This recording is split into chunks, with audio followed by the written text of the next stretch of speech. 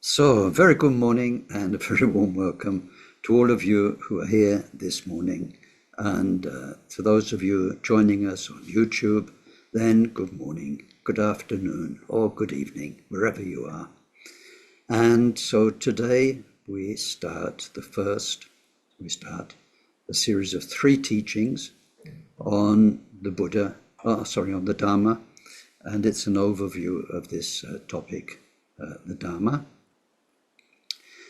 And of course, in one way, over the last 2.5 years, I think there's about 150 sessions on YouTube. It's all about the Dharma. And if you've been attending some of them, you know that we just each time scratch the surface. So it will be brief, it will be an overview, just a kind of an introduction, a quick focus on the basics, and in particular, within a perspective, I suppose, of refuge, because we take refuge in Buddha, Dharma, Sangha. So let's start with a really good Dharma motivation, our awaken, our bodhisattva heart, our bodhisattva motivation, and turn our hearts in as much love as we can muster to all of our fellow human beings, sentient beings, and feel that we are the lucky ones who are human, who are fortunate humans, and in particular very, very fortunate to have found authentic Dharma that this course is about. And so we appreciate our good fortune, and we try and study, learn as best we can, seeing our hearts and minds as an investment for everybody. So we do our starting prayers. And if any of you don't have these prayers and you'd like them, just email me and I'll send you a copy. We take refuge in the Buddha, in the Dharma, and in the community of most noble minds. From this moment on until we reach the very heart of enlightenment. Through the practice of generosity and all 6 transcendent virtues, may we reach total awakening and every enlightened quality to be able to truly help sentient beings so lost in samsara. May each and every being be well, live long, be healthy, and be well provided for. May they have good friends, find respect, and live in places of peace and plenty. And most of all, may they practice Dharma. May they each create the causes for these good circumstances to be their wealth in future lives, and be free from suffering and from creating causes of future suffering. May they discover the natural and sacred well-being that's totally beyond suffering, and attain the great equanimity that's free of closeness or distance from anyone. Dhyata shame shamavati shameta shadru Om kurim arjite karota keorite jovati oloyani bishudani male malapana ye Kukure kaka grase grasana umuki paramuki amuki Shamedavani sawa grahabandanani nigri dva sawa bhava pravadina Vimukta marapasha savitva buddha mudranu gatita savamare Putsarita parishute pika shantu sava marakamane.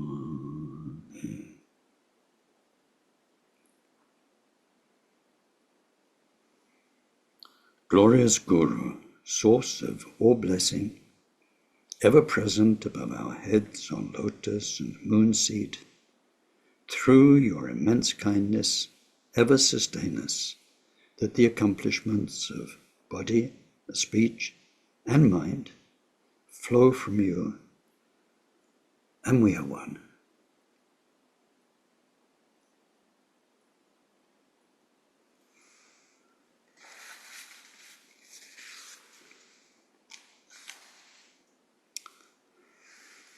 Thank you. So, Dharma is today's topic. Dharma, in the sense of the Buddha's teaching.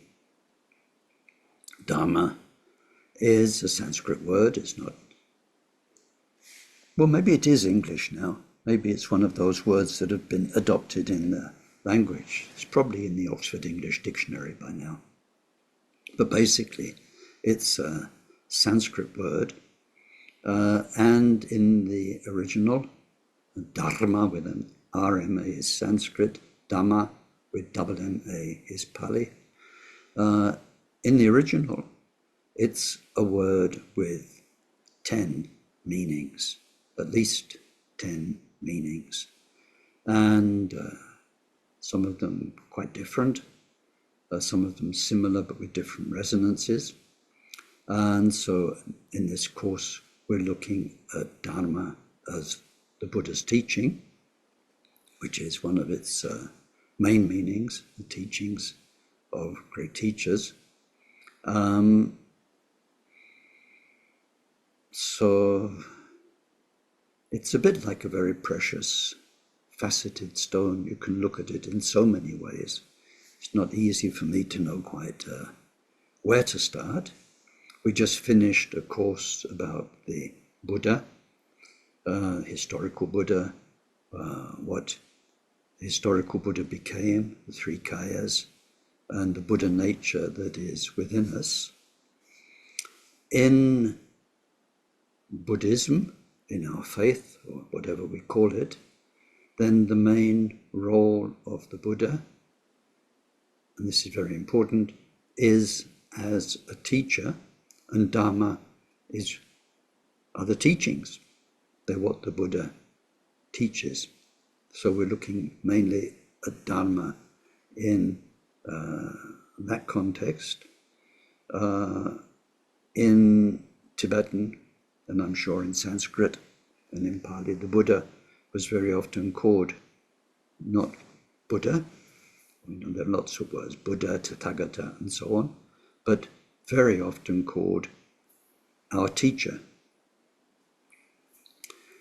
And there's a big difference between Buddhism and other faiths, because Buddha is not a savior, for sure. Otherwise we wouldn't be here. We'd have been saved a long, long, long time ago. There wouldn't be any need for all of this lark that we're doing now. Most of you here are familiar with bodhicitta, the bodhisattva wish to liberate all beings, and I think you know how heartfelt and sincere that wish can be. We can be so struck by suffering, and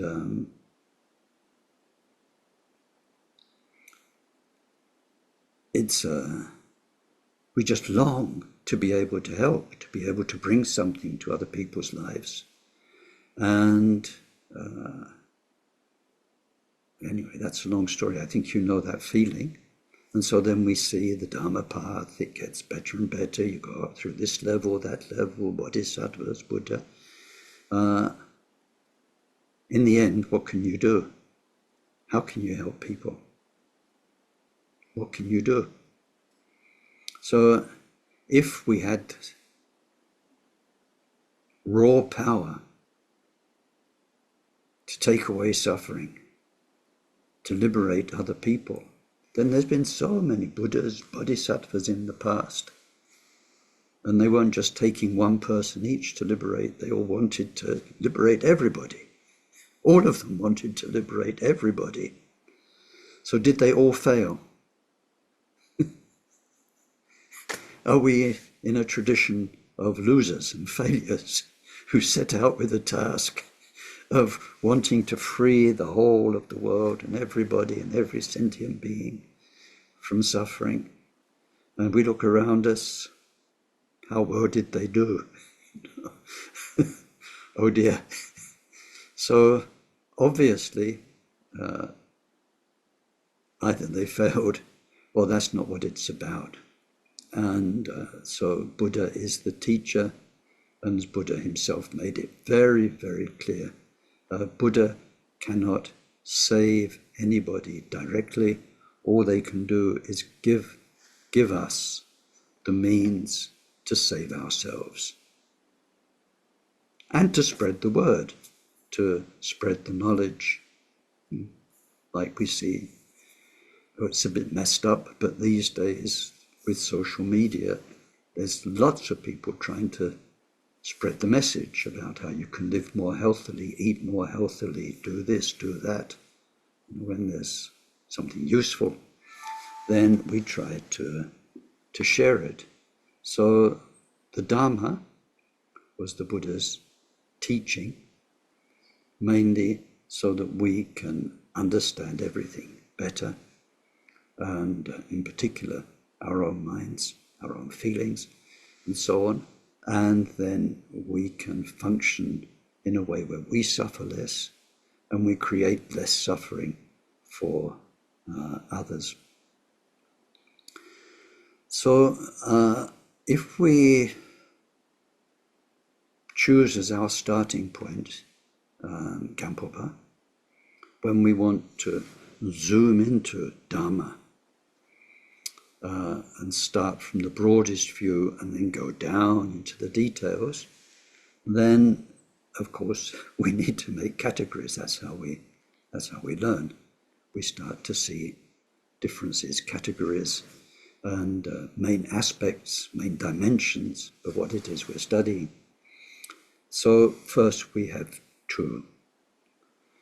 They're called real Dharma and conventional Dharma. In fact, the technical names are Dharma as realization. That's a very nice term because it's got the word real in it. Realization in one of the etymologies means something becomes real for us. It's made real. Dharma as realization, and then Dharma as conventional terminology, or conventions, or terminology, or as concepts. Conceptual Dharma, real Dharma.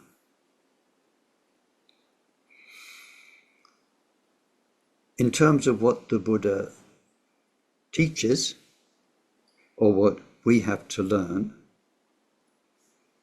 the real Dharma is certainly what it's about. Real Dharma is, what can you say? Real, just use this word, reality, as it is.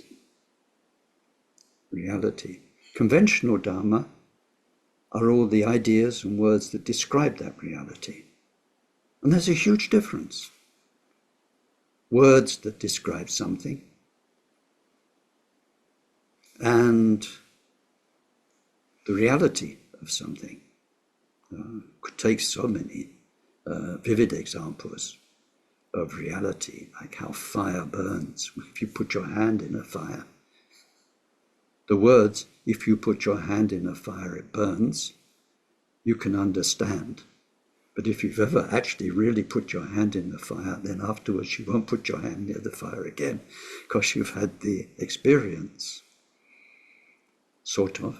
Although we humans are a bit weird. Sometimes we can maybe not put your hand in the fire, but in terms of other things that get us into trouble, sometimes we don't learn first time, or second time, or third time, or fourth time, depending.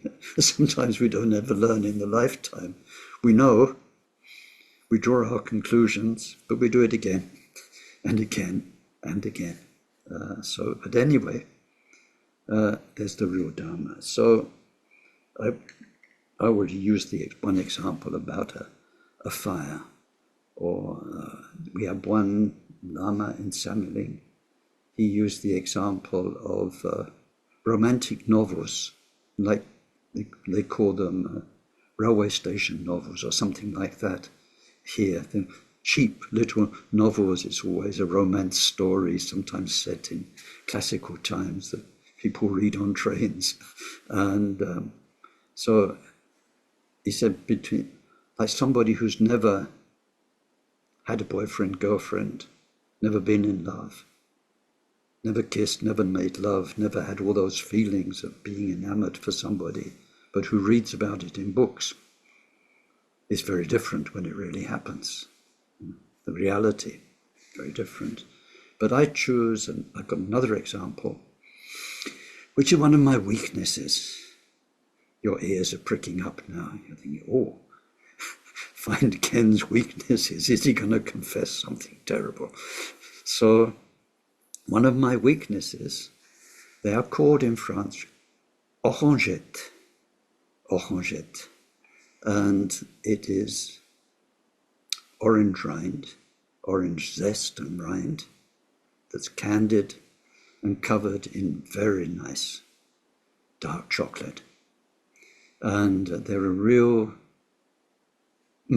treat, very, very intense. So sort of, I can tell you, maybe you've eaten something similar, but between the words that help you put together the experience, because you know orange taste, you know chocolate taste, and they're sticks, they're like little twigs. You can imagine them, which is already a lot, because you already got the experience of orange, of chocolate, so that you're getting close already. If you've never tasted chocolate, if you've never eaten an orange, then it's just words. Maybe you saw the images in an encyclopedia. You go look it up, get your Encyclopedia Britannica or whichever one you've got, orange, and you look, oh, grows on trees, it's like that. Or chocolate, you've never had chocolate. You were brought up by strange parents who banned chocolate forever, so you've not had any. But anyway, you're doing well. You've got some experience, so the language means something, but it's still language. And now look. This is an orangette. Oh, wow. I mean, it's so good. And the orange has got a second wave of taste. Excuse me. So there's a difference between describing it. Oh, just a moment.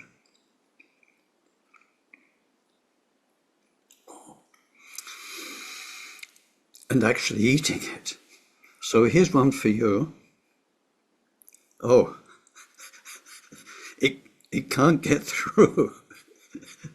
It can't get through. So I'm a bit like the Buddha or a Lama teaching you Dharma. Here it is. But somehow it's got to cross the barrier and it's got to get into you so that I've still got a few bits in my mouth. Excuse me. So that you can taste it. You can eat it. So Dharma, the Buddha's teaching, our Lama's teachings, and so on, should really be this. It's about reality. It's about ourselves, all the things we experience around us, and it's to help us make our minds wiser, more realistic, more useful. It's a very real thing. Now, this chocolate, I'm not going to eat another one, don't worry, this is a demonstration model. I could give it to somebody who's illiterate, who couldn't read, couldn't write. I could give it to a dog, I could give it to a monkey, and they could eat it and taste it.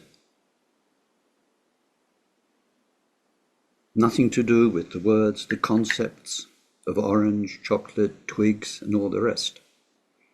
The reality can be very direct. So then when we look at real Dharma, then that's the time perhaps to explore, to return to this word, Dharma in Sanskrit. And just a second, I need a bit of coffee to wash that chocolate down.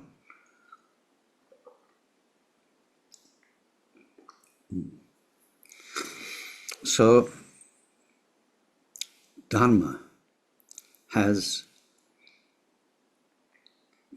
10 meanings, but it has behind those 10 meanings a root etymology.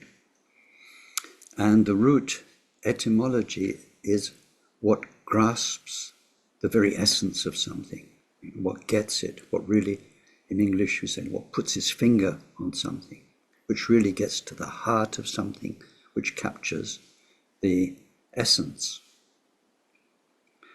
And so in that simple sense, then, in that root sense, then one of its meanings, very common meaning in Indian languages, it becomes the word for things. Things in the sense of things that differ from each other. So we talk about things because things are different, and they each hold their own qualities. This is very important in the understanding of the word Dharma. You see, I've got just picking up random things. I can carry on with my stick of chocolate, why not? So like I've got this chocolate, which I've already described, and so that's got its own qualities. It's quite complicated because it's different substances in it, the chocolate and the orange and all the rest. This is a crystal, simple little crystal. That's different texture, different substance, different use. What you can do, like I can't quite, doesn't work as food, and this won't refract the light.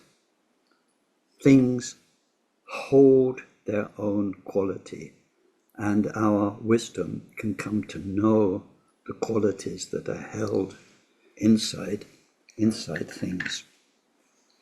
So the word Dharma is the very general word for things. So we can say the Buddha taught things as they really are. And already we make a distinction between how they really are and how they can seem to be for us.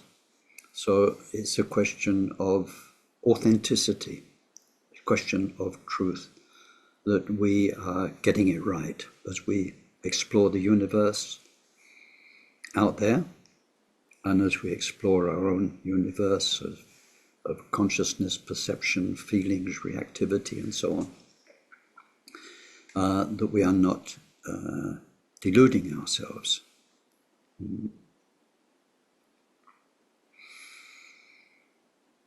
Yeah, like seeing a rainbow up in the sky. Well, thinking it's up in the sky when there are no colors up in the sky, that kind of thing. And then, so that's in the simple level, but then in our more complex interpretation, analysis of life situations, we can either be getting it right, truthful, correct, undistorted, or we can be getting it wrong and be deluded and under all sorts of misinterpretation, misapprehension. So Buddha taught things as they are in terms of their own qualities.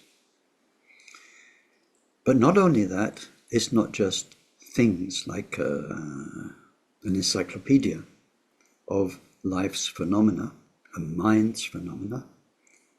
Most importantly is once we've got the basic language, like in science, when you've got your table of the elements, you've got your basic language of what goes on, then the real point of science is learning how it all works. So as we understand things, we can see how they interrelate, how they interdepend and interact. And there we start to get chains of causality. One thing leads to another, or things come together, like we see in chemistry. You bring this element together with that element, sodium and chlorine, and then you've got salt, and so on and so on. So the Buddha's teaching is not just about things, but how things work, and cause and effect. But we still have this in the real Dharma. What our Dharma path will be for us in its reality is a story of experience. When we say the real Dharma, we don't mean words, ideas, sutras, texts, tantras, and so on, the conceptual stuff. The real Dharma is the real journey of experience that you'll go through. If we use the word experience very loosely. And that is unique for everyone. But that is what Dharma really is about. A teacher teaches, gives someone the tools so that their life experience can evolve in a way which is helpful, in a way which makes less and less, and in the end, no suffering for oneself and for others. So things, Dharma, and how they work, we will wake up, that's what the word Buddha means, wake up more and more to what is really going on. That's our Dharma path, the path of awakening. Some of it can be expressed in words, much of it can't, and then this extraordinary thing, that so little of it can be shared. Your journey, my journey, so unique, and even very great teachers will only understand so much of us. So in our real Dharma, we have to, when we understand what is all this about, the Buddha teaching, or our present day teachers, good teachers teaching, is they are there using the traditional Dharma, we'll come to that in a second, in order to manifest in our lives, to give us the tools to awaken for our own benefit and for the benefit of others. That's real Dharma. All the rest is describing that process. It's the language. Ken eats a chocolate orangette, and the language that describes it. And so the only way we can communicate mainly is by words. Sometimes, usually in the scriptures, unusually, but it is by direct experience. Sometimes we read stories of how teachers put their disciples through a direct learning experience. So rather than teaching them blah, blah, blah, they say, go and do this, and then something happens, and they learn a lot from it. But the point I hope I'm making and getting across is that real Dharma is experiential, and it's unique to each person, and that is the Buddha's role in our life. In the last 3 sessions, we looked at Buddha's emanating and So we can kind of picture that however you do in your imagination, but manifesting, but really it means that somehow the teacher is present in your life and bringing something very beneficial into your life. That's the real meaning of manifestation. It's not like if you saw the film, what was it called, Gremlins. I suppose some of you have seen it, but anyway, when the little creature gets wet, all of a sudden new ones pop out, like pop, pop, pop, pop, and there are many, many of them, brand new ones. So when we think of emanation or manifestation, we can think of it like that, but it's not really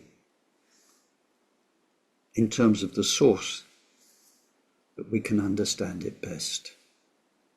If we look at those who are learning, then the real meaning of manifestation or emanation is how much is Buddha's teaching present in our lives, and how does that work? How does it get in? How does it get across? How does it communicate? How do we absorb it? How can we digest it? And how does it change us? This is the real meaning of Buddha's emanations. So that's the real Dharma. The rest, which is mainly what we look at when we study Dharma in a structured way, are the words, the terminology that make up what is called very often conventional Dharma. So then, if we look back, then the Buddha taught, and we have the transmission of what he taught, thanks to our next topic in a month's time, the Sangha. The Sangha absorbed, practiced, kept his teachings alive, and passed them on to the next generation and the next generation, and we've done pretty well over 2,500 years. So much has been safeguarded. That's wonderful.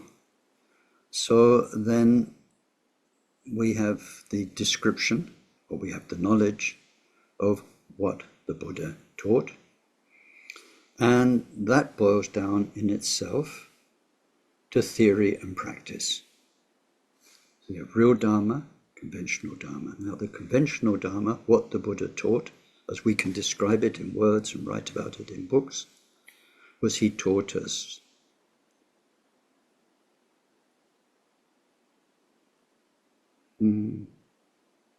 theory, I suppose, all of the ideas about how things work, about things and how they work. Things inside us, in our mind, things out there in the universe, and how causality is really so vital. Things don't happen without causes. It would be a very strange world if they did. This Ken in front of you on the screen, I could turn into a cabbage. Why not? If things happen without cause. I hope not, but they could do. But cabbages come from cabbage seeds, they grow up. That's the whole cabbage reality. That's what the Buddha's pointing out. What's a cabbage seed? What's a cabbage? How does a cabbage seed make a cabbage? And so on. That's a chain of reality and causality. I didn't come from a cabbage seed. I came from my mum and dad, and also from my past lives. Continuum of karma. So there are all the ideas, the Dharma teachings about mind and matter and so on. The teachings, knowledge. But then the Buddha also taught method, which isn't description of life. It is very simple. You do this, and then you keep doing it. The instructions are very simple. So how to sit, how to meditate, when you meditate, this happens in your mind. Advice, how to correct things, how to improve things. And so there is Dharma method, Dharma skillful method. So in the conventional teachings, we have the teachings about practice and the teachings about theory and practice. And then when it comes to the theory, then we have more subdivisions. All the Buddha's teachings about stuff, about things and how things work, about Dharma in terms of things, we can put into two general categories if we take the Tibetan version, and they are sutra and tantra. Sutra and tantra.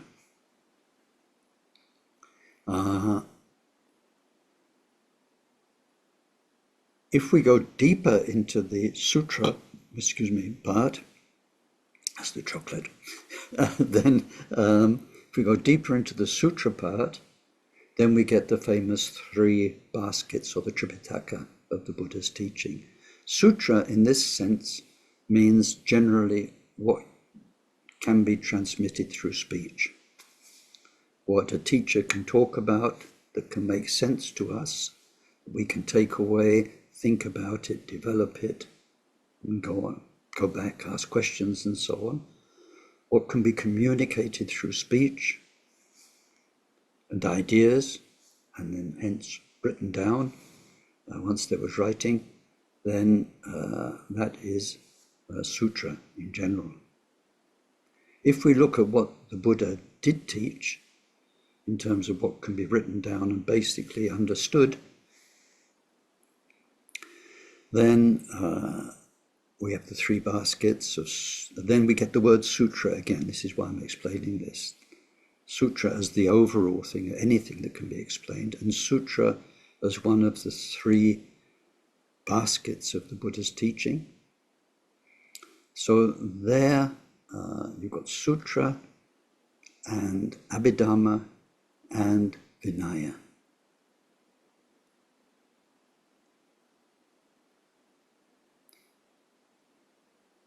So let's start with vinaya. Vinaya are the Buddha's teachings mainly about morality and right conduct. Right conduct meaning what brings benefit and what doesn't harm. Vinaya. And then we've got abhidharma. Abhidharma is the technical side of the Buddha's teaching.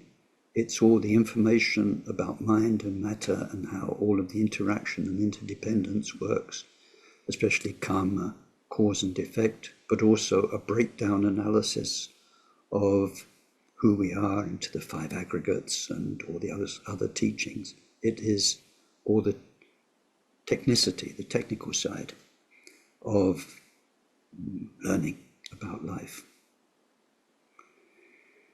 And then sutra is mainly about how we can work with our mind to make it better.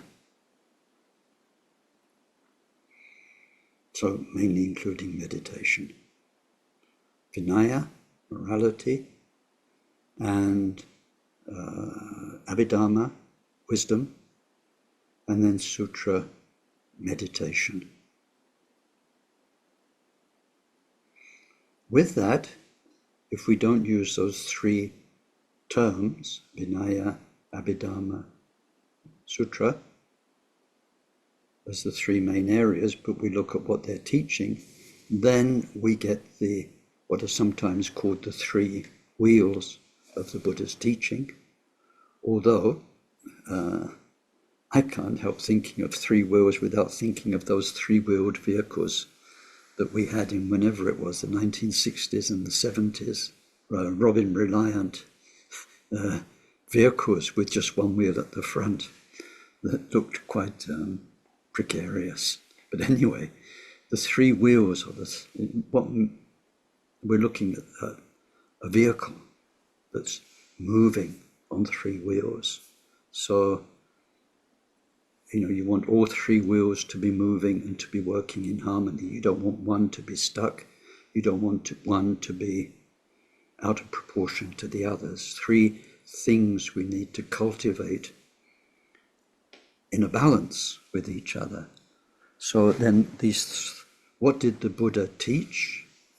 In many ways we can say, well, he taught us how to live in a moral way, in an ethical way. So that's mainly to do with ourselves and other sentient beings. It's about interaction mainly. It's also about how we conduct ourselves when we're all alone in private. But anyway, it's mainly about ethics. The second area is he taught us to meditate. Now that's different. That's not about with other people. It's about the intimacy of our own mind. How to come to understand our mind through mindfulness, awareness, meditation methods, and how to improve that mind, how to free the mind from its conflicts, from its all of its inner dichotomies, problems, and so on, and limitations. Very intimate work on the mind we can only do with ourselves. No one can do it for us.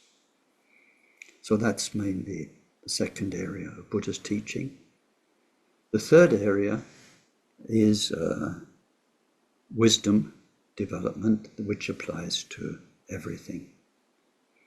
So often we say the Buddha's teaching boils down to three areas: right conduct, meditation, wisdom.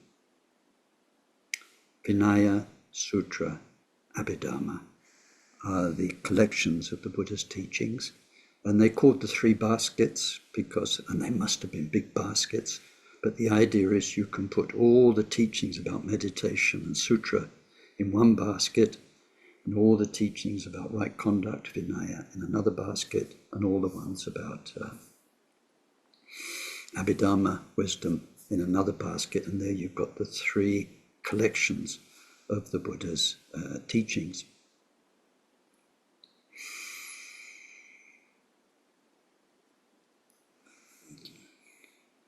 Through those, then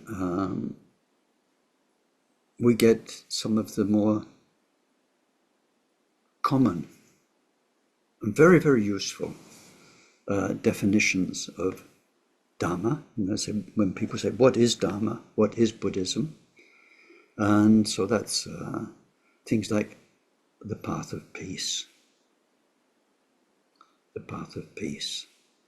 And so through meditation, we find peace. And it's very simple, just like that. We find what a peaceful mind, peaceful heart can be like through meditation.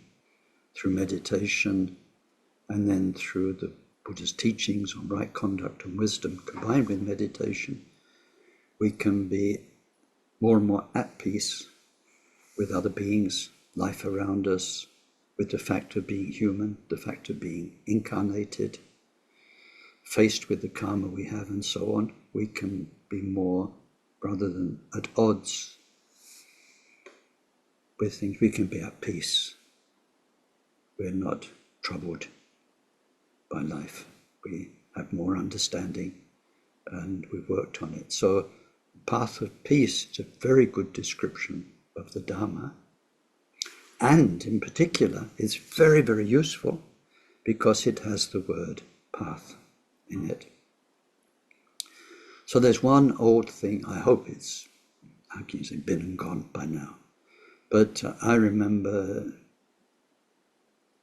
in my work at Samuling, very often in dialogue, interfaith dialogue, or when the press came, or newspapers, and they want you to tell them what is Buddhism. They'd always ask this same question: is it a philosophy or is it a religion? And you think, oh, here we go again.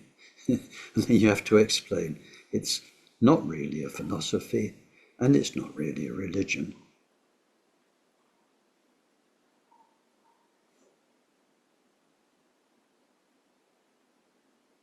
That's a bit awkward.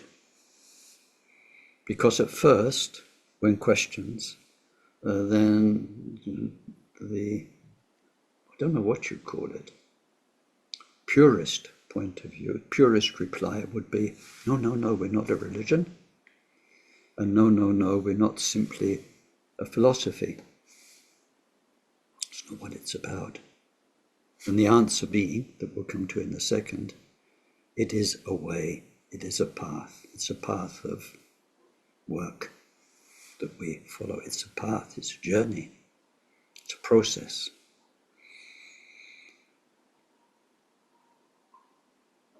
So the purist response, I wouldn't say it's purist, but that's the only word that comes to mind just now. The response will be that. But then what's really interesting is Buddhism came out of its native countries where it was the main religion, and it had to interact and dialogue with the modern world. Then that shone a light back on the traditions of those countries. And like the work I did at one point with schools in Scotland, and I helped them develop the curriculum, A-level curriculum, O-level curriculum, about world religions and about the Buddhist part. So the way at one point they were tackling that is with a series of questions for the different religions. Do you have temples? Yes. Do you have images? Yes.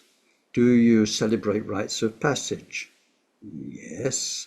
And do you have this and that? So in the end, we tick all the boxes of the other religions. Christian churches are this shape, Muslim things are this shape, Buddhist temples have got dragons on curly cornered roofs and so on, but we've got temples. Inside your temples, have you got things you bow down to or that you venerate? Yes. Do you do prayers? Yes. So we look just the same, and you can't say, no, we're not a religion, because in those ways of seeing world religions, we tick all the boxes. Of course, we don't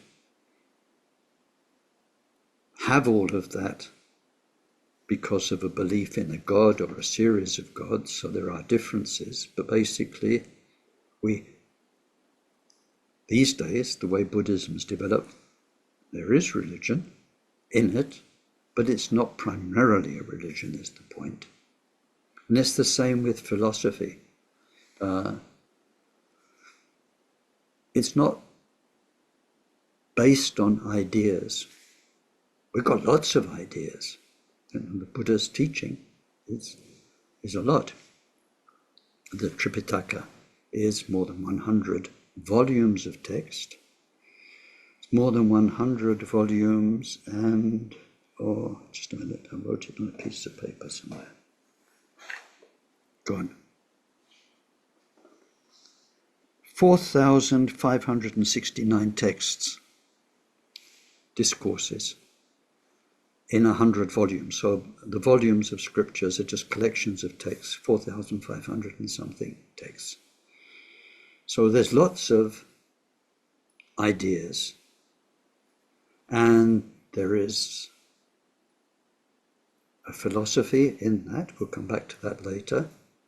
So we have philosophy, and we have debate, and so on. It's there, but Buddhism is not primarily a philosophy because it doesn't rest on philosophy, on dogma, on pure belief that what somebody said, in our case the Buddha, is how it has to be, because the Buddha himself says this is how I say it is. It's up to you to check it out and see if that's true or not, and see how that works for you. So what it really is, what it primarily is a path. And it's a path of, well, if we go back to our last 3 teachings on the Buddha and what the name of the Buddha meant, Buddha, we saw it had 2 main resonances. One is freedom, free from suffering. and the causes of suffering. And the other is attainment, where all the possible qualities, good qualities of being, if we use that word, all the qualities we could aspire to, like being wiser, clearer, kinder, more at peace, and so on. The qualities are all at their full. So Dharma is our path to freedom from restriction, freedom from what poisons our life and the lives of other people, freedom and accomplishment of the finest. In our case, we'd say human qualities, but just the finest qualities of mind, you could say, of being. Dharma is a path, and that's why we come back to that initial categorization, the reality of our own evolution as a mind, as whatever it is we are, as everything that we are, as a sentient being. It's to make it better. When we look at that path, another famous definition is the path of peace, but also you'll find the term ahimsa, which is very, very important. Now, ahimsa is usually translated as non-violence. The a is the negative in Sanskrit. A means not.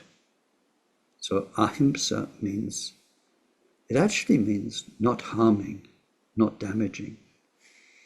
And the translation as non-violence isn't good, because violence is in itself a very violent word. Violence is exceptional,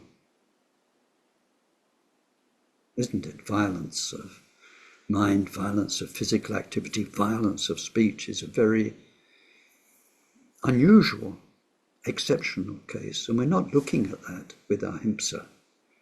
We're looking at damage in all of its levels, and that can be happening. It's all around us and inside us every day.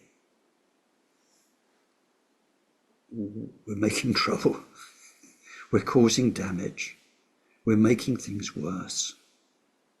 Or we're perpetuating what is limiting, what is harmful. In our emotional reactivity, in our thoughts, in our speech towards others, in our physical activities towards other beings and the environment, we are causing harm, or let's say in general, beings are causing harm. So it is an understanding of harm and benefit, which is very important. And harm and benefit is not so easy. If we look back to the last 100 years, it's quite vivid for me, it's quite touching actually. When I left school and went to university, it was to study chemical engineering. And my life path would have been designing factories. I'm so glad I didn't do that, because the time that I learned, and I went to university in the 60s, 1960s, what was coming on stream big time was all of the plastics industry. And plastics seemed like a great benefit, a wonderful thing, bringing, like when you travel even in the most simple places where life is simple, your plastic buckets with which you can carry water, and it changed the world. But now we see we've created this monstrous amount of indestructible plastic that's damaging the planet. And these microplastics that are already too late, they're not just in the oceans, they're in our bloodstream, they're in newborn babies, they're in the air we breathe, the water you drink, everywhere. These microplastics. Too late, the way plastics break down into microplastics and so on. Had we known at the time, even then I'm not sure we could have stopped it, because there was a lot of money behind it. and it was the plastics comes from the petrochemical industry, which has a lot of power, as we all know. But nevertheless, if we knew then what we know now, if we would have embarked on all of the plastic production that happened. So what I'm saying, to come back to the point, is benefit and harm. In the name of benefiting, improving, when it really feels like you are benefiting and helping somebody and helping the world, benefit and harm is not so straightforward. It takes a lot of wisdom, and even then. So the Buddhist path is a path of non-harm, and especially when we look at really dedicated practices, this is why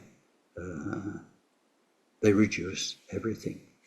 You make your clothing as simple as it can be. You make your life as simple, to the point of living in caves and never taking more than 7 steps beyond the cave door, and so on. Because from the depths of your being, you want no longer to harm anyone through your own needs. Physically, materially, emotionally, whatever it is. So that's another general way of looking at the content. Let's zoom back a little bit, of the 3 baskets, the 3 main wheels,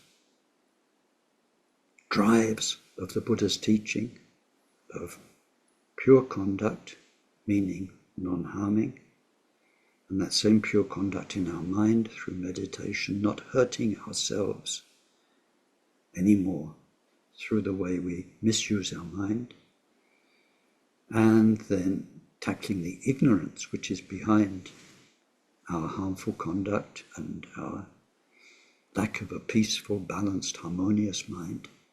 And it's one term Taisitrupa uses a lot, I quite like it, a mind of integrity. Integrity, integrated, it's a very nice set of words. So in general, the Buddha's teaching of theory is about that, so we get the picture. And then the Buddha's teaching of practice is then, how can you make that real? How can you transform everything you are so that our life conforms to this vision we now have through the Buddha's theoretical teachings of how we could be, how it could be, what's possible to accomplish with everything we have at our disposition, this body, this mind, this speech, and so on. So, theory and practice. In terms of sutra and tantra, then next week, next week we don't have anything, it's Tonglen. But in the next 2 sessions, we'll be looking at sutra and tantra more.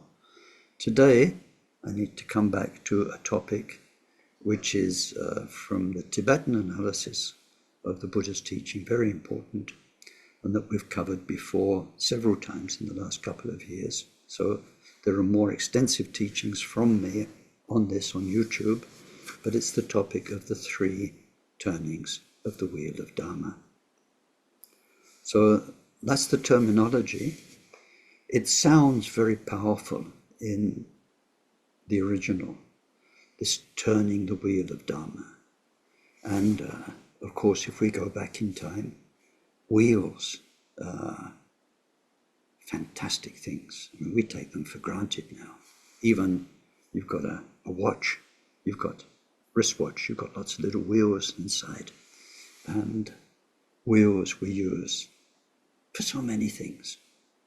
But if we go back to earlier times, wheels, they're miracles. What you can do with wheels and round things, it's just incredible. And water wheels, which are often these don't know if you've ever seen pictures of these huge water wheels for lifting water out of a stream and raising it to another level or bringing it up.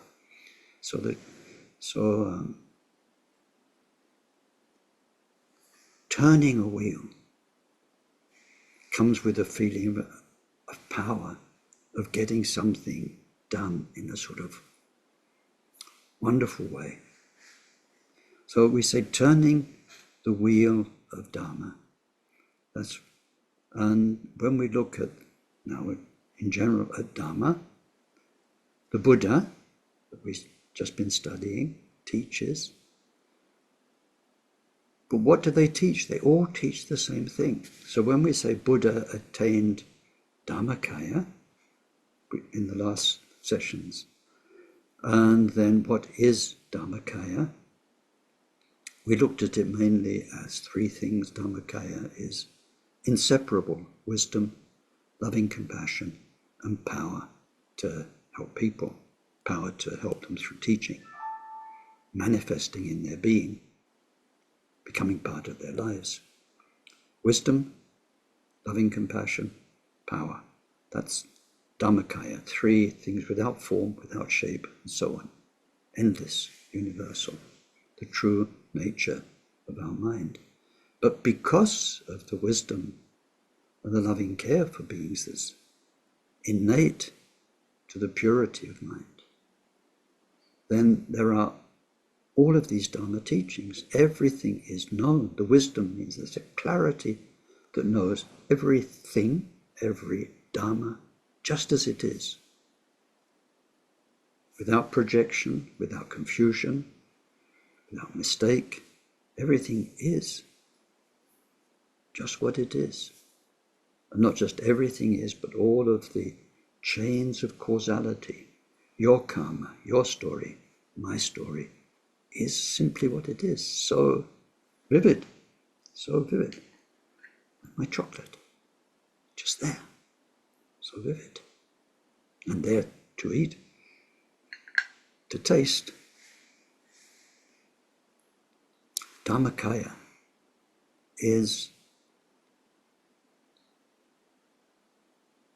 the wellspring of universal truth. So every Buddha teaches the same. They have to. They became this natural, timeless, changeless knowledge of all the different truths. So turning the wheel of Dharma means bringing those universal truths about, for instance, how everything changes, everything's impermanent, how everything depends on other things to be what it is. Nothing exists in its own right. Everything depends. These truths and all of their details is what the Buddha taught. And we call that turning the wheel of Dharma. But then we say he turned the wheel of Dharma 3 times. That doesn't really describe it well. Or he turned the 3 wheels of Dharma. What it really means is that during his life of teaching, Shakyamuni Buddha taught on 3 basic levels. Level 1, level 2, level 3. And level 1's the basis for level 2, and then that becomes the basis for level 3. And so it's not as though blah, blah, blah, blah, blah, that's finished teaching level 1. Now we move on. It's term 2 of the Buddha's teaching, and that for the next 20 years he taught level 2, and then at the end of his life taught level 3. There is something of that. There has to be, because he's teaching people, and so they all have to start. Some will progress very quickly, some more slowly, but they need to get the basics in place before he can start teaching first this one, then that one, then more and more, level 2. And then they need to have mastered that before level 3. can be taught. But then if an individual is ready, then the Buddha will teach. So he could have been teaching level 3 in the first year if somebody was ready. It's not as though he had to say, I'm afraid you're going to have to wait for 35 years before I can teach you that. Come back then. If somebody's ready, then Buddha will teach, and it will be very direct and very, very meaningful. So we say the Buddha taught on those 3 levels, and today we need to look very briefly at what they were. So the basic level is the absolutely must-have, must-do message of the Buddha. And we really need to think about that these days, because many people can be very attracted to the top teachings. And we want to learn about Mahamudra and Dzogchen and exotic topics and Shunyata and so on. And either read a lot about them or read about the practices, learn the language of all of that, and ignore the basics. The basic message, which applies to all of the Buddha's teaching, is that suffering is horrible and we have to do all we can to stop it. And even though we can only do a limited amount in terms of helping other beings and helping the world, and we should do what we can do,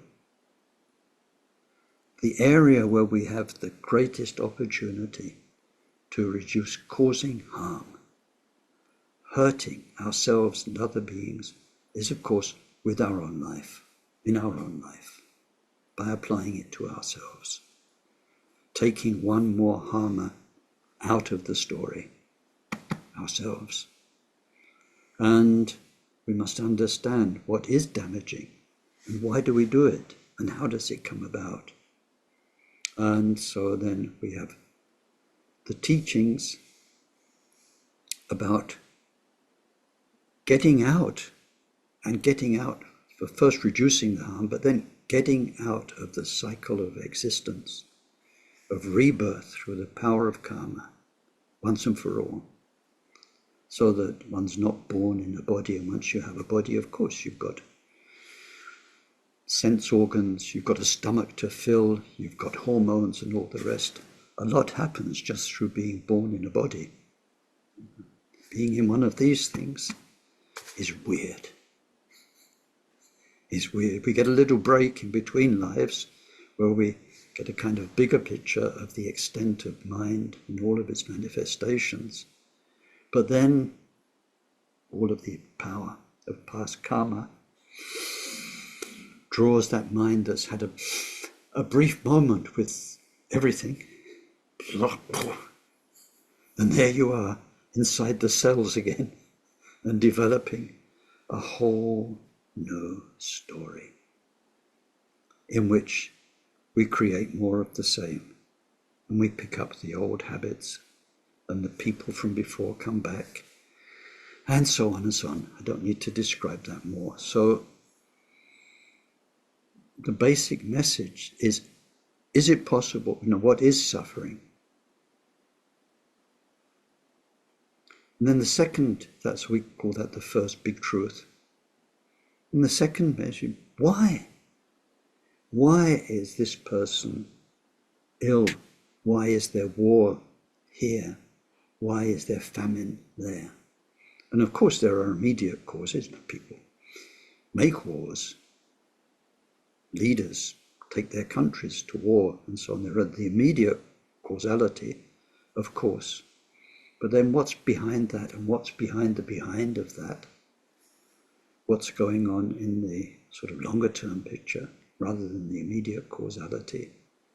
Then this is the beauty of Buddha's Dharma, is that as far as we believe, then Buddha sees the longer term causes that we, not everybody, some people do, quite a few people, more than I think some people expect, have memories of past lives.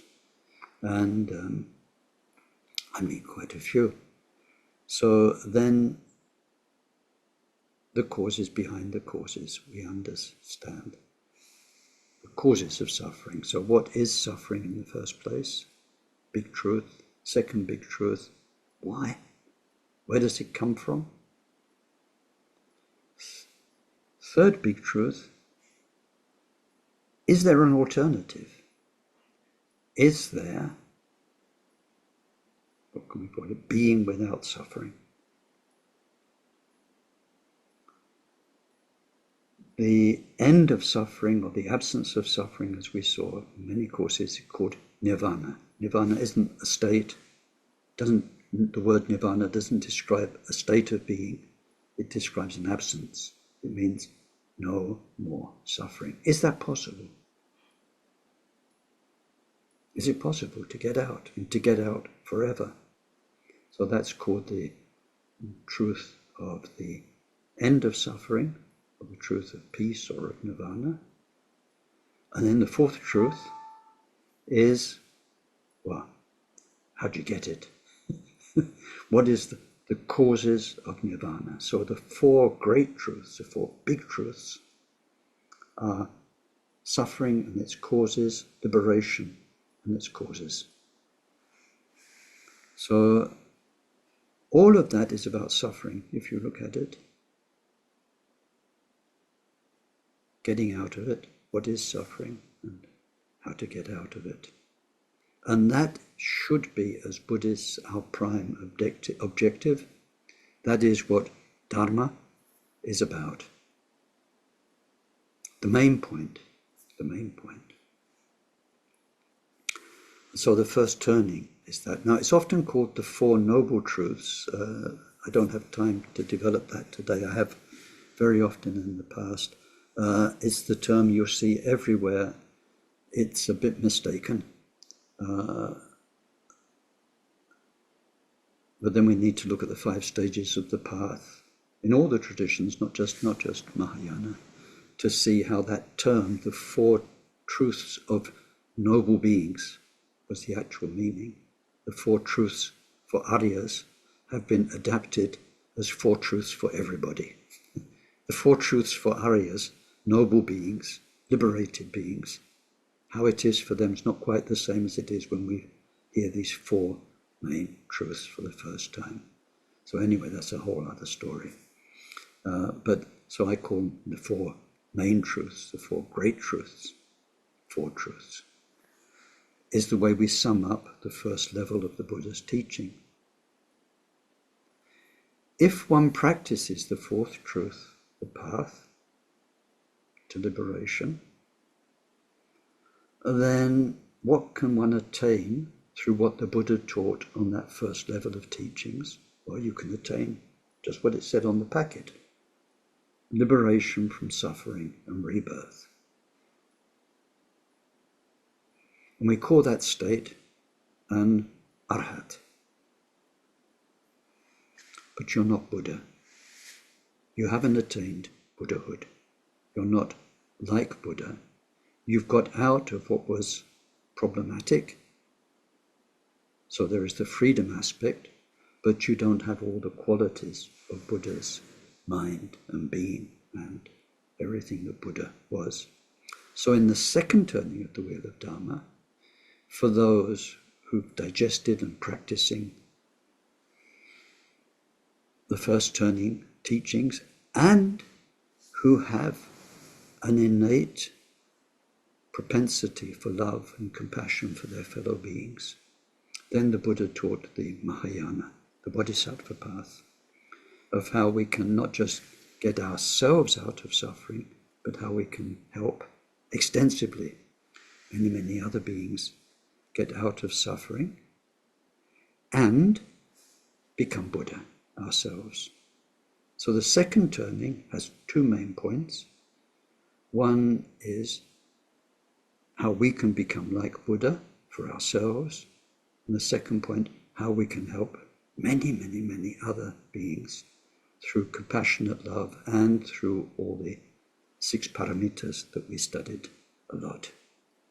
That's the path. Then the path becomes not just a path of getting out of suffering, but a path of the 6 paramitas.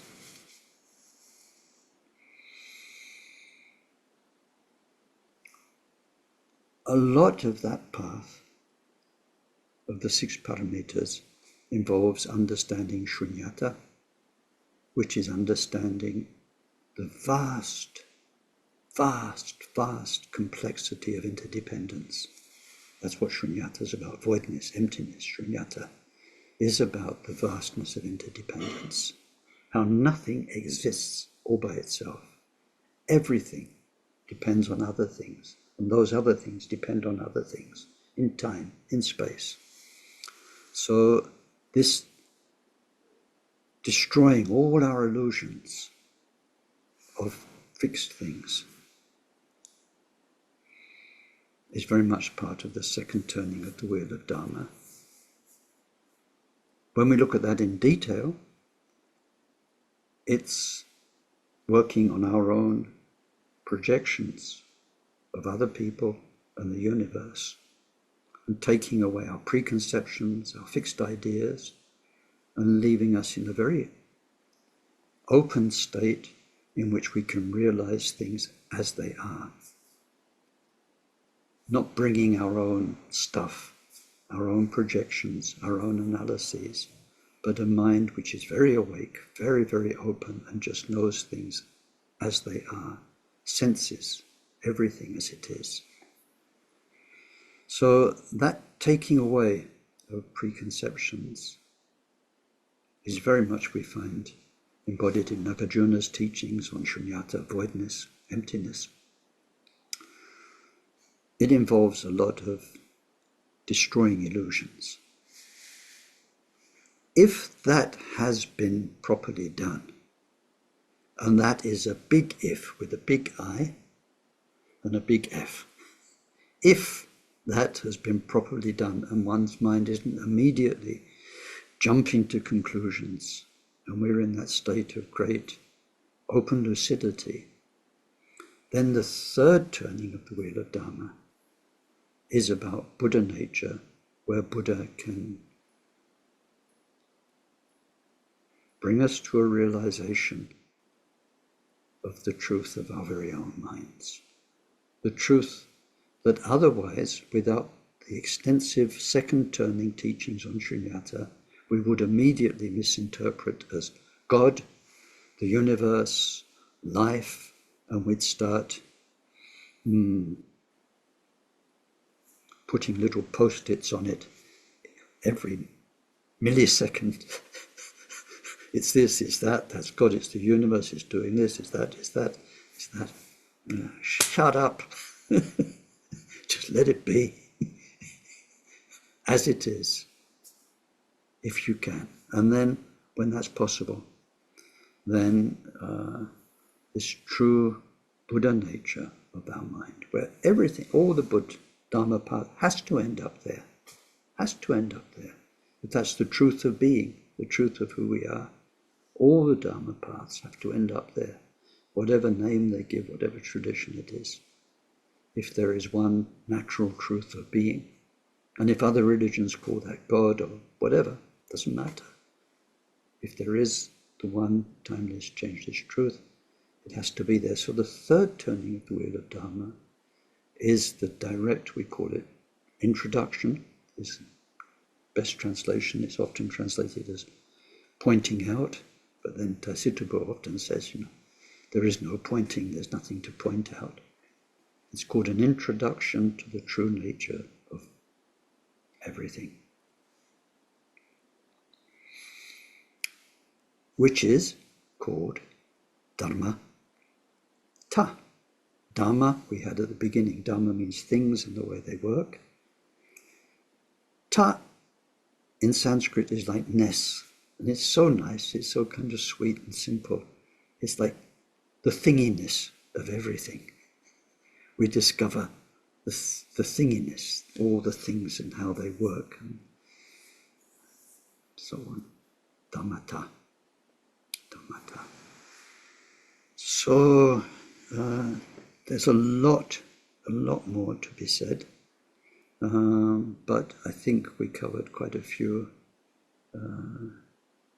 key points, let's call them, today. And maybe it's a good place to stop. Very often in the last weeks, I've gone over my normal time to finish the subject matter. So let's stop there. Let's do our dedication, and then we can have some time for discussion and questions and answers. May whatever virtue was created by this session contribute to the state of omniscience being attained by the main enemy, mind's defilements, being completely defeated. Through that, may each and every sentient being become freed from the ocean of existence, troubled by the waves of rebirth, aging, sickness, and death. May this precious bodhicitta arise in those in whom it's not arisen, and may its development know no setbacks. May it increase ever more and more. Through this virtue, may we quickly achieve Mahamudra and establish every single sentient being in that same accomplishment.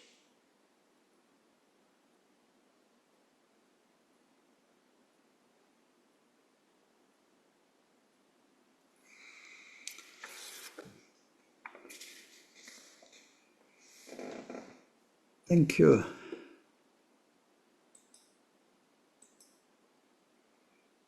So I don't know. So first of all, hello to the people I didn't say hello to at the beginning. Good to see you. Just looking across the screen. And I don't know if you've got some comment or questions. And I just had a quick question when you were talking about the differentiation between Buddhism as a religion or a philosophy, and then the three baskets. Is the abhidharma, would that be seen as the philosophical part of Buddhism? Would that be a good phrase to use of it? Because it kind of describes Buddha's perspective, does it not?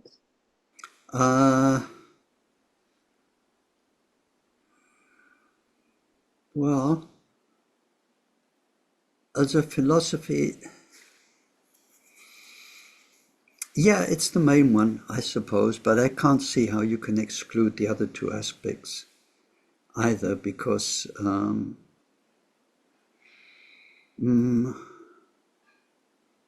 am thinking of the vinaya and the fact of learning to be less and less harmful as a being. It has an influence on one's life attitude, and that will moderate the thinking. Buddhism has the abhidharma analysis of everything and the perspectives, but which is almost like the brain component, but there's a heart component that really colors all of those abhidharma teachings, and it's like the loving care we feel for other beings, the fact that more and more you just could not bear as much as you can know to harm somebody else. I think that's a very strong coloration. So that's from the vinaya. And then so much of the abhidharma only makes sense if you've got the sutra input, which is basically about how you meditate and come to know your mind and analyze your sensorial experience that we call life in a better way. Without meditation, the theory could be seen as very abstract. I mean, I get questions from people who are newcomers, when they meet Buddhist theory of philosophy. It's quite a strange world to come across. But then the more one meditates, the more and more it makes sense. Does that? Yeah, Yeah. it does. Yeah, I was just wondering, is I'm just trying to come to terms with this phrase abhidharma, and Mm. I think what it means is Buddha's theory of the world. Is that Yeah, you yeah? said. I think mind and matter would sum it up in a simple way, because it's about the world, but it's, as opposed to our modern science, its main focus is on our mind rather than on matter, the material side of existence. So the Buddhist science, if you want, of mind and matter would be a very excellent description of abhidharma. Oh, thank goodness for that. And just on that, these three baskets at the beginning, before we started, you were talking about the hundreds of years it took for people to kind of systematize what the Buddha had taught. Mm. When did the was it in the four councils that they came up with, or which of the four councils did they put them into three baskets? Oh, that would be in the first council, but I'm just marking because I need to come back to this topic next time. There. That's my master plan for today's talk. Postcard of birds. Anyway.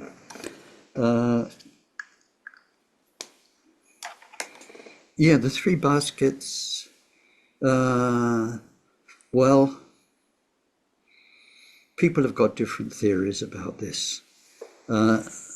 Some say the three baskets were there from the beginning, but the two baskets of vinaya and sutra were the main subject matter of the first council.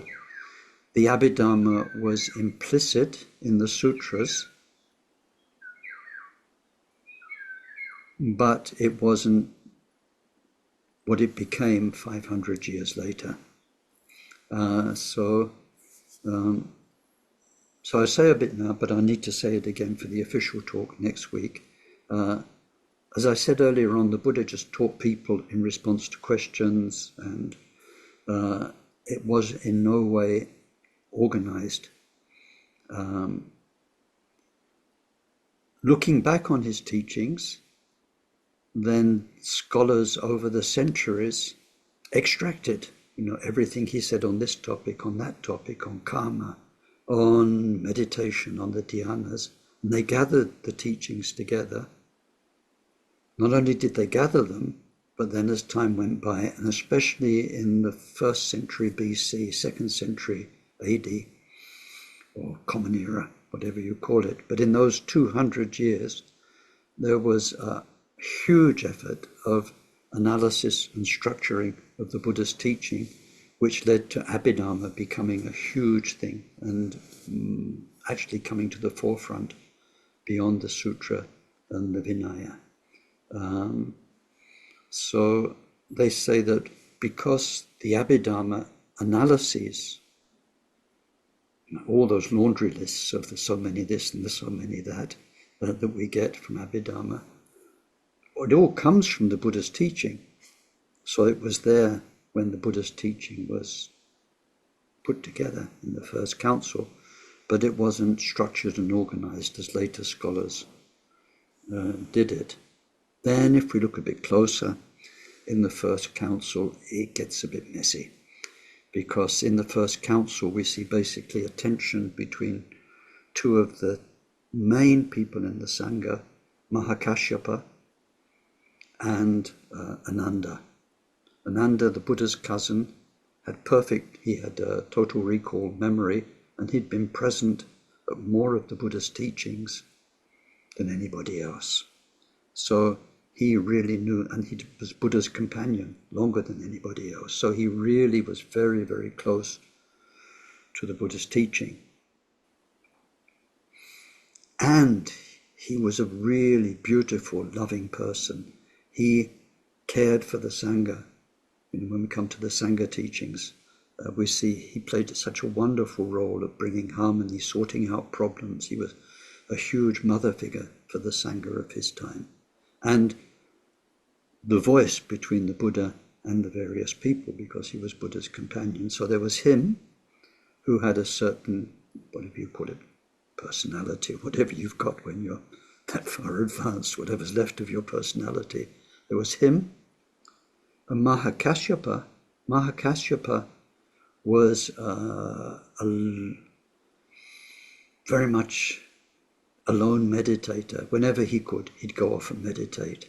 And he was really the Buddha's most accomplished meditator, and he was very strict for discipline. So before the Buddha passed away, he made Mahakasyapa the elder for the Sangha, but not his successor. He said, I will have no successor. The Dharma teachings are my successor, but the Sangha will have as its guiding elder Mahakasyapa. So this is the guy who's strict on the Sangha rules, the vinaya, and who's very much into meditation. And him and Ananda, let's say, they didn't quite get on as totally harmoniously as might have been the case in an ideal world. So we see in the first council, what comes out of it is very much molded by Mahakasyapa. And already we see that the first council didn't take everything into account. That's very clear from all the sources, not just the Mahayana sources. But anyway, to answer your question, in the first council, mainly Vinaya, the actual council discussions, the heated discussions were about Vinaya, and then also the Buddha's discourses, to try and make sure they had all of his authentic discourses properly recorded in memory, and abhidharma implicitly.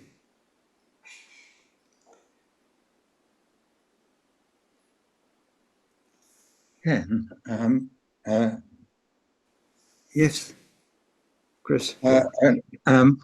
Your tribute to Chocolate Orange terminated with the suggestion that you could feed it to a dog, to somebody who was illiterate. This touches on something I've had difficulty or misunderstanding with for a long time now. When looking at the precious human life teachings, I have taken from what I've heard of it the suggestion that to experience or benefit from the Dharma, you need a human life, you need the capability to understand the Dharma, and this has always seemed exclusionary. That actually it is saying, oh, some people can experience the Dharma, but some people can't. And as I say, it bothers me. Yeah, I think certainly my own appreciation of the precious human existence teachings, and I think I can fairly say what I've heard from my teachers, is certainly not so much exclusive as highlighting the fact that, look, you've got all this going for you. When you've got a human existence with these, it outlines 21 factors. You've got the 10, you've got the 10 assets, the 8 freedoms, the 3 sorts of capability of faith. Then you've got everything going for you. It's the most wonderful opportunity. And then the less you have of that, the less easy it might be. But it's not exclusive. It's not as, I don't think it's as exclusive as you might feel it to be. It's more looking at the positive qualities than being excluded. And I think one thing that's interesting is Buddha's past lives. When we look at the Jataka, there are 500, 700 past life stories in there, and in many of them he is an animal teaching and helping animals. And so that's not by language, it's by example, it's by presence, it's by whatever you call it, telepathy. That's interesting to think about. And like when I saw the 16th Karmapa and his influence on animals, and seeing his animals die in deep meditation, that was a most amazing thing. He had a pair of, what were they? I think they were minor birds. They were quite big. I don't know, because I saw them in the dark, sort of very poorly lit room. But one of the Karmapa's attendants, when we were in Birmingham in the UK, he called me and he said, come and look. And he took me into a room, and two of the Karmapa's birds had died. But normally when a bird dies, it falls down on the floor of the cage. These were on their perches, bolt upright, and the feeling around them. You just crept into the room and you could have stayed there for hours. It was just perfect. And that wasn't just because he did something to help them when they died. His animals, often before they died, their behavior changed amazingly. And I traveled for 6 months. It was a real menagerie by the time we'd finished. People heard, Karmapa likes animals. So they gave him dogs. We had a Great Dane given to us, as well as other dogs, 200 and something birds. It was a real, it was my job to get us all through customs every time we changed countries anyway. But all of those animals, through his presence and very direct communication, they changed. I saw sometimes when we got birds, we'd go to buy them from a bird breeder, and at first they were just like birds are in bird breeders' places. They're flying around in the cage, and often the bird breeder, you have to sort of catch them because they're nervous. And but then with the Karmapa, that same bird that had been hard to catch, it would come, fly freely, land on his finger. He'd talk to it. It would stay as long as he wanted. And there was such a direct communication. It was amazing to see. And the birds themselves, it's mainly birds, they changed. Sorry, it was a long answer. I often waffle a lot, but... Well, thank you.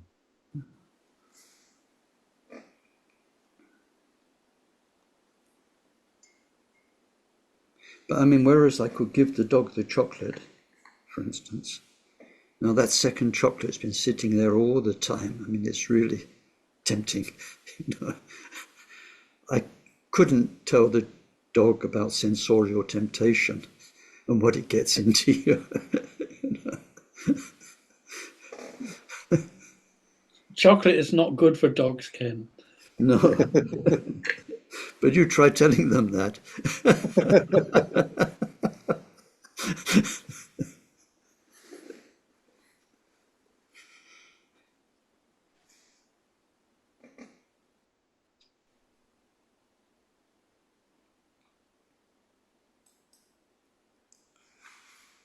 Okay, so is there anything else, or will we finish for today now?